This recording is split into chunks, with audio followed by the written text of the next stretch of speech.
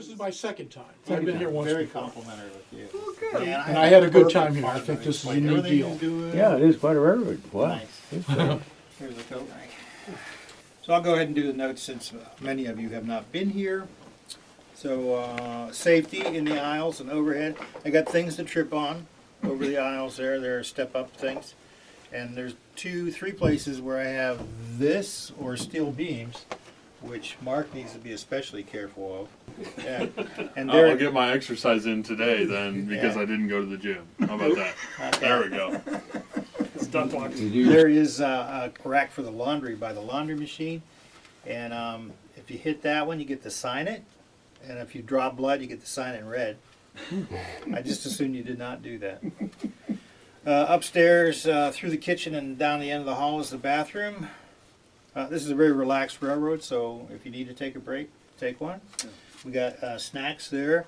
Got beverages in the refrigerator right here, and Oh, right here, okay. yeah, there's a hidden wastebasket beside the fridge for recycling. This is the Buffalo in Pittsburgh. It's coming up on 2 months that the railroad has been in operation. So, yeah, it's a spin-off from CSX.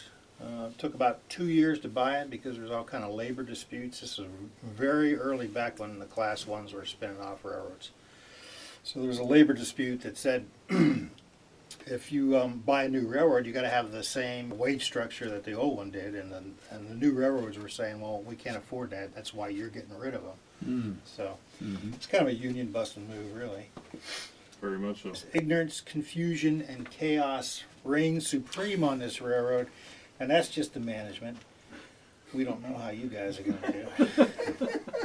The railroad, as I said, took about 2 years to buy it, so there's a lot of deferred maintenance on the railroad, and that's my cover for anything that doesn't work right tonight. And he's sticking to it. I am. That's awesome. Of course, I I gotta spent a use lot them. of time fixing the railroad in the last 2 weeks, and so it should be perfect, but it's not going to be. When did the railroad get started? How long has it been? 2007. That's not very much time. You got a lot of railroads, don't you? Every engine that they bought was You at get least 30 years old. So, that said, I expect that the engines will work well for you. Now, you might find them faster than normal. You might have to like spike them on the throttle and notch it back down. But they should run well for you. And if they don't, then I need to know that. And I'll give you a different locomotive. Report problem. The whole reason you guys are here is not just to have fun, but to help me find the problems on the railroad. So please don't be shy about telling me about problems. That's what I need to know tonight. Let's walk and talk. I'll talk, you walk. So we're running 3 jobs tonight. The first one is this whole lower level coming out of Butler. Walk or listen. One of the two. This job is unique in that it has industry work orders. So you get to the industry, you get to their mailbox, and you see what they want you to do. You know what cars are going to go in, and you know which cars are coming out. But they also have a list that says, I need you to respot these, here's where they go. So it's a little bit more sophisticated than most of the switch jobs on this railroad. Up above here we have Bradford, Kendall Oil, and Johnsonburg, the paper plant. That's your second job. You work that all night, which all night is probably going to be about 2.5 hours. So wait, you're going to have a job working here There's going to be a job working this whole lower level and a job working up there. up there. And that's around the corner and to here? No, just to the corner. To the corner, Yeah. okay. So it's just basically these two plants. This plant obviously makes spray paint. Exactly. It's a spray paint plant that also dabbles Spray paint lids. in oil. Those are stand-ins. Here's the stand-ins for my tanks. Yeah. And here are these temporarily labeled tank cars. Oh, We temporarily labeled those in The 2011. SPNS is well versed in the temporary labeling It's only- department. It's only 2020, so I don't feel any shame there. Not 1987, huh? While we're here, let me show you. Here's your throttle plugins. You're going to get a throttle either 3, 4, or 5 tonight. If you get number 3 throttle, you always plug into number 3, no matter where you are, and 4 and 5, so on. We will not be using 1 and 2. If you have number 3 throttle and you plug into number 4, bad things happen. Can't really describe what it will happen because It depends on what the other train is doing that you just plugged into. So, you know, this is a DC railroad, which is kind of a anachronism now. But basically, if you have throttle 5 and you plug into 5, you can run anything on the railroad as long as this selector switch for that track is set to number 5. So you could plug in here and operate in Buffalo. You couldn't see what you were doing, but if it was set to 5, that's what would happen. There is on-off switch and occasional tracks like here. That kills the power to all the track, no matter what throttle. And that's usually where we park our engines. The DTC blocks, which equate to the electrical blocks, they're marked 3 different ways. One, you have signs right here. So here's the demarc between Johnsonburg block or John's block and the Bradford block. Then up here on a track, you have signs, which are too small to read, but they're a visual indicator that says here's a block boundary. And then at the exact boundary there are white painted tie edge ends. Is this a block boundary for just this job in other words, or what? This job uses the Johns block and the Penn block to work here. And then when it needs to move up here and work in a different town, it gets with the dispatcher and requests the Brad and Sal block to work up there. So Over it's, here, over it's here. track warrant dispatching. Okay. And we've lined up the electrical blocks with the DTC blocks. Somewhere. The switches have a kind of unique way to operate them. There's a spring steel stanchion that comes up through.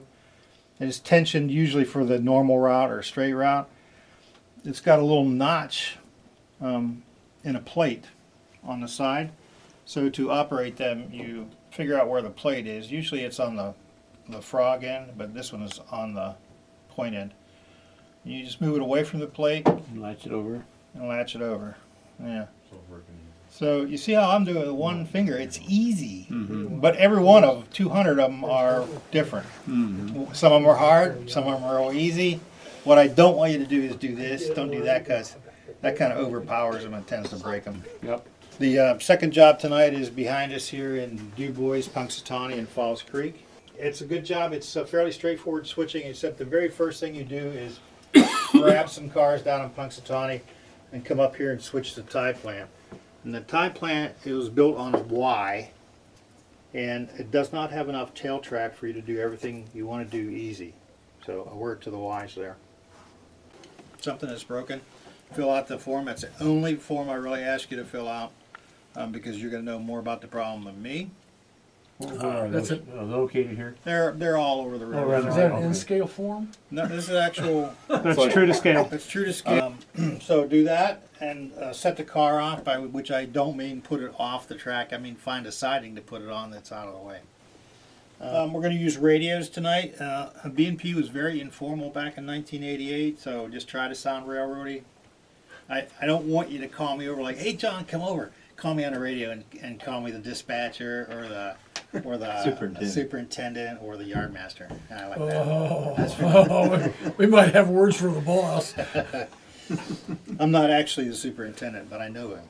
Ah, I see. So- We'll You have call, lunch with him we'll once call a you week? the superintendent. You have lunch with him once a week? I'm not going to tell you what the role of the engineer and the conductor is because I think you probably know that. I will tell you if I you do? you should know that, but if you don't know that, we'll find out. So we'll have we'll be two-man It's a crews. two-man crew, so if you want to switch halfway through, feel free to do so. I do make the paperwork that you need in 2 copies, one for the engineer too, so he can read along. Wait, what? Engineers read? It could happen. It's an option. You are expecting a lot. I said he could read along. I didn't say he will. So You we have trip optimizer on your engines. we bid jobs by seniority here, and a seniority is the first time you've been on the railroad you get a number. Rodney is number 8. Yeah, original crew guy, and Jim I think is Jim is 206. That's what I do. All right, so let me review the jobs for you. Then you got the petroleum switcher, which comes out of Butler and runs at a whole lower level and does that extra special paperwork. Industry switching orders. You have the DuBois switcher, works Punxsutawney, DuBois, and Falls Creek. And then you have the Johnsonburg switcher, which works Johnsonburg and then works Bradford. Rodney, what would you like to do? Punxsutawney.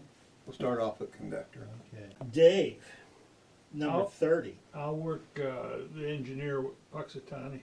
Okay, so since you're both experienced dudes, I'll give you this paperwork. Your engines and stuff are over What number are we? there. You are. what 8 are you- and 30. Weren't you listening? 8 and He needs 30. throttle number. He got it in his hand. I don't remember. I'll have to look. I kind of say it's wrong. Hey, we're four. Yeah, they're the experienced crew. So you see that there's no stress on this railroad, right? Let's see, John, here.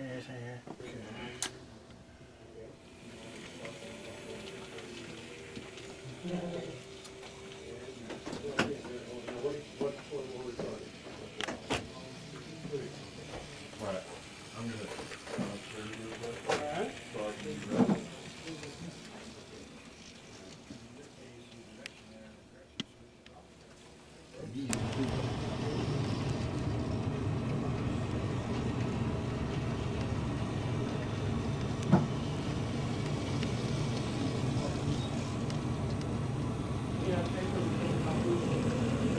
Here they are now.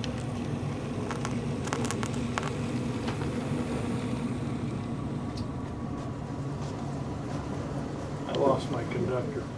Where'd he go? He's studying the